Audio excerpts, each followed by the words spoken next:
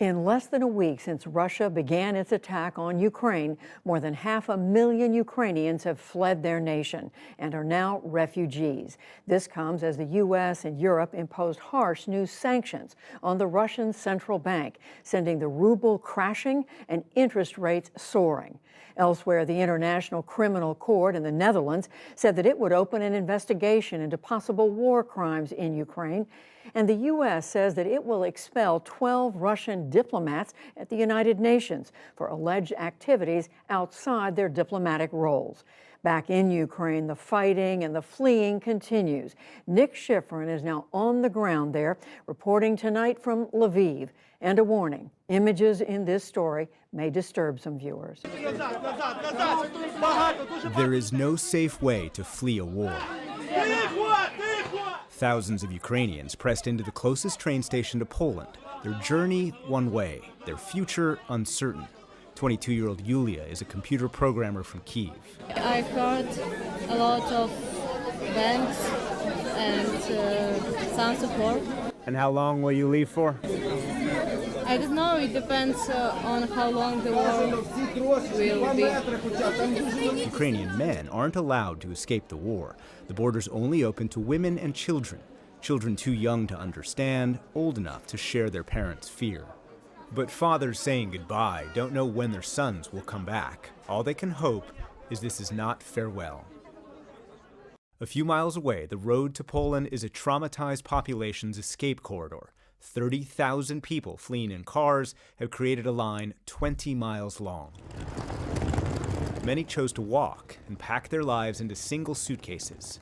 They don't care that evacuation can take days. The only reason families make children flee is because it's too dangerous to stay home. I won't leave them here, because you know what Russians do when they attack? They bomb everything. They don't care. We can't leave them here. Ivan Svestin has been in line for 27 hours. Inside his van, his daughter and her kids, his grandchildren. My plan is to take them to the border, make sure they cross to Poland, and I will go back and fight. I will defend Ukraine against Putin. Svetlana and her son fled near the Belarus border 24 hours ago. I think everyone is scared because we don't know what will be tomorrow, what will be in 2 hours, and where we will see Russian helicopters. Margarita and her son's home in Odessa was bombed. She had to pack in 1 hour. I'm forced to flee abroad with my kids. It's very painful. I don't have the words. It's about 35 degrees, so locals from a nearby town provide provisions. This comfort station is set up by the local church, but sometimes the volunteers are also the displaced.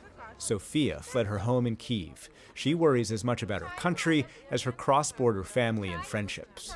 My heart is breaking, and it's awful that our friends in Russia support the war.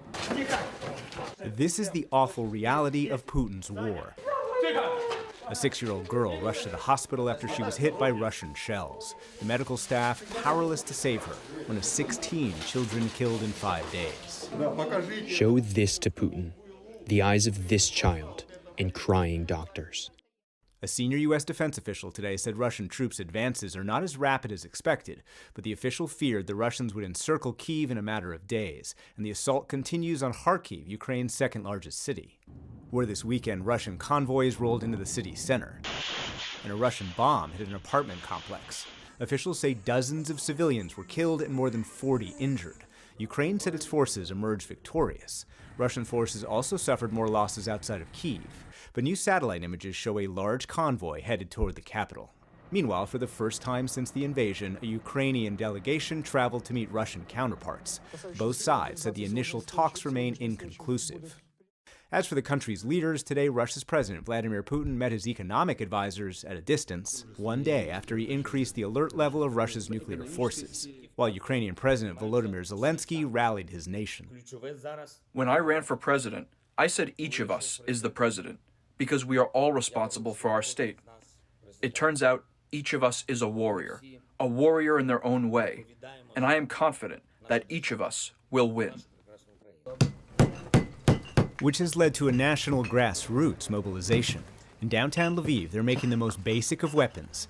Nazar used to be a brewer at this brewery named Truth. He's now mixing Molotov cocktails, named after a Russian foreign minister known for disinformation.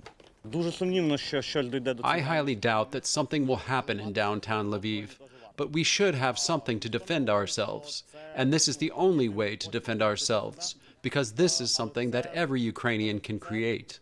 Yuri Zastavny is the brewery's owner. He calls himself a veteran of previous Ukrainian revolutions.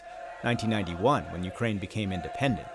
2014, when they also threw Molotov cocktails and evicted a pro-Russian government. And now they'll send their craft weapons to Kyiv. I think everybody understands this is nothing to do with business. This is something to do with securing your free future. If you don't do this, if we as a country don't do this, there is no future.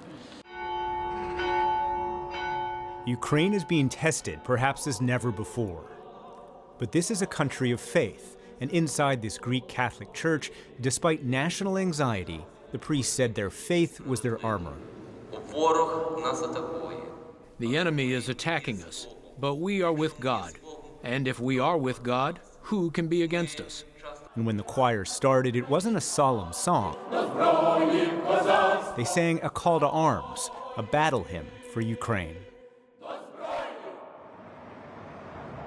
For Zelensky, the battle is both military and political. Today, he asked the European Union to immediately admit Ukraine. Judy, Zelensky was an entertainer who was a comedian who spoke in Russian. Today, he is inspiring the country against Russia. 2 weeks ago, Judy, his approval rating was 25%. Today, it is 91%. Wow.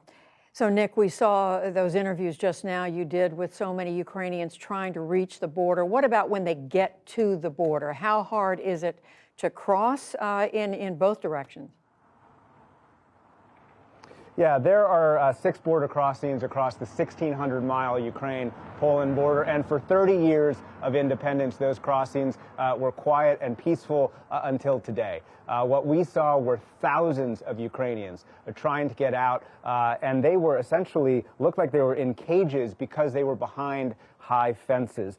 They were setting fires to try and stay warm because they had to sleep there overnight. There were dozens and dozens of children and no bathrooms.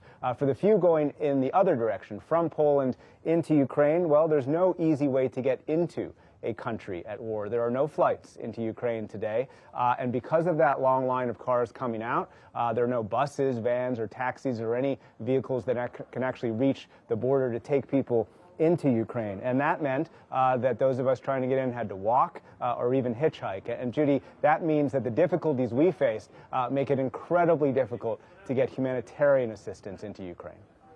It certainly sounds that way.